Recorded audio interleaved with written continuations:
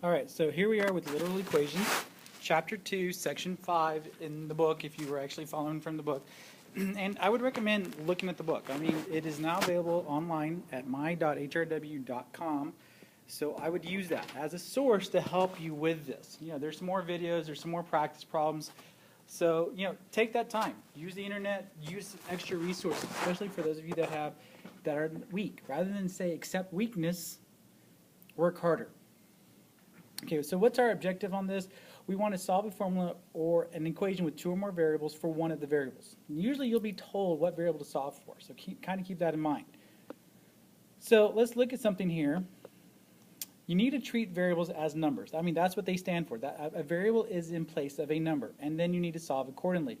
So these same steps that we worked on the last test, or on the first test, which was like, you know, add or subtract, multiply, divide, you're going to do that here too. So, for example, let's look at this. You've got this example here that says x plus y equals 12. Solve for y.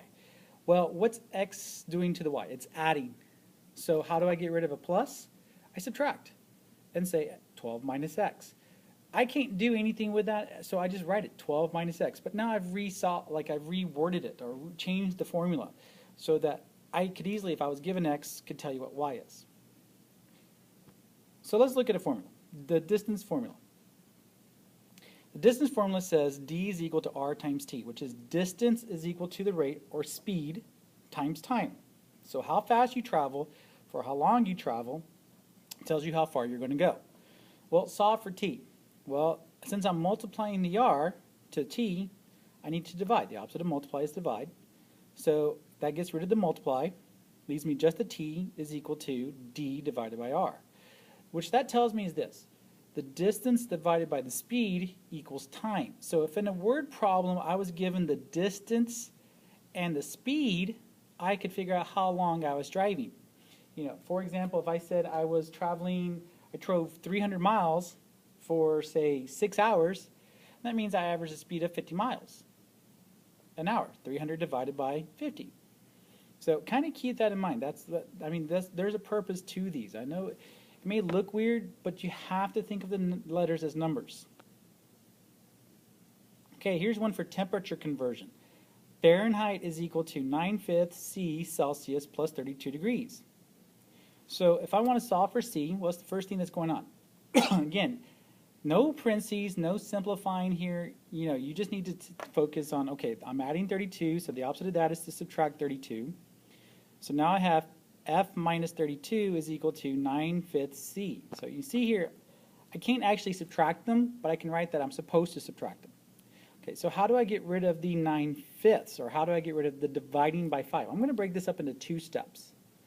Dividing by 5, the opposite of that is to multiply by 5. But I got to do the whole thing. So the way I can, to make sure, notice how I put this in parentheses, because I have to show that I need to do the subtraction first, then multiply. And the only way you can do that is through parentheses. I mean, you could have said 5f minus 5 times f, 5 times 32, and gotten 5f minus 160. But I decided not to. Okay, so now I have equals 9c. Divide everything by 9.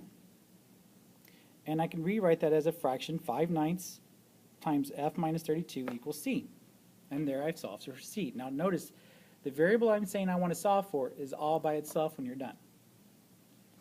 All right, here's a linear equation. You're going to see a lot of these pretty soon in the next few weeks. On this one, I'm wanting to say solve for y. Well, what is 5x doing to the 2y? It's adding. So what's the opposite of adding? Subtracting. So I'm going to subtract. Get 2y is equal to 16 minus 5x. Then from there, I want to divide, because I've got 2 times y. I want y by itself. Everything can be divided by 2. So I'm going to divide every single thing by 2, like this.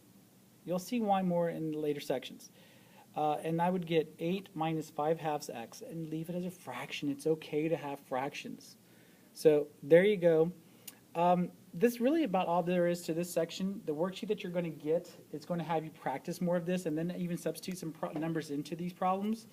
But again, if you have more questions about this, feel free to ask. Make note of it in your notes so that way you know to ask. Don't just sit there and let yourself, fail. You need to do something about your grades, so do something about it. All right, good luck with this. I'll check this on Wednesday, so make sure you have it. Thank you.